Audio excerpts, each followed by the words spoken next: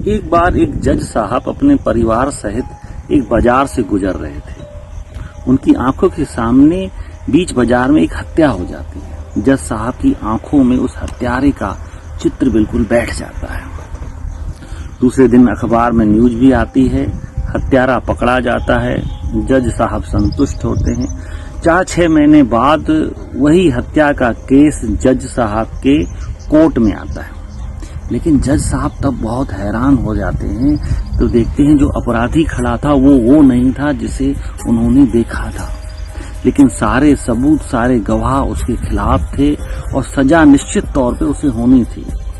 जज साहब बहुत असमंजस में पड़ जाते हैं कि ये मेरे हाथों से क्या होगा, एक बेगुनाह को सजा हो जाएगी। जज साहब अपने गुरु के पास जाते हैं। उनके गुरु बहुत पहुंचे हुए थे और उसको सारी स्थितियां अपने गुरु को बताते हैं और कहते हैं कि मैं अपने आप को अपराध बोध महसूस कर रहा हूं, मैं एक बेगुनाह को सजा देने वाला हूं। उनके गुरु कहते हैं ऐसा नहीं है, ये सब कर्मों का खेल है।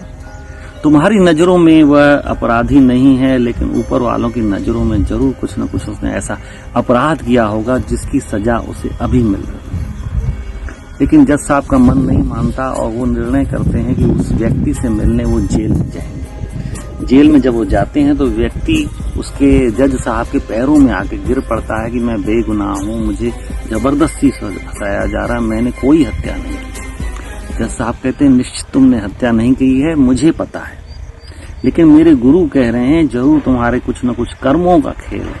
कुछ याद करो, कुछ ऐसा कर्म तुमने किया हो जिसकी सजा तुम्हें अभी मिल रही हो। वो व्यक्ति कुछ सोच में पड़ता है और शांत होता है, बोलता है आपके गुरु बिल्कुल सही कह रहे हैं। कई साल पहले, 15-20 साल पहले जब मेरी पहली शादी हुई थी, तब मेरी पत्नी से मेरा झगड़ा हुआ था और मैंने उसे बालकनी से धक्का दे दिया था। लेकिन वह एक एक्सीडेंट साबित हुआ था और मैं बच गया था। मैं बहुत अपराध बोध महसूस करता था आज तक, और ये सत्य बात है, वो सजा मुझे आज मिल रही है। दोस्तों, हमारे जीवन में भी कई बार ऐसा होता है। आप गलत करके आते हैं, आप सोचते हैं बच गए, या सामने देखते हैं कि कोई गलत कर रहा है, आपके मन में भाव आता है कि इतने गलत काम कर रहा है लेकिन उसके बाद भी मजे ले रहा है जिंदगी के, उसको कुछ भी फर्क नहीं पड़ रहा। लेकिन ऐसा नहीं है। अदालत तो ऊपर भी लगती है, वहां का भी जज होता है। उसकी सजा भले देर से मिले, बाद में मिले, आपको न मिले, आपके परिवार के सदस्यों को मिले, अन्य लोगों को मिले, लेकिन सजा मिलेगी जरूर।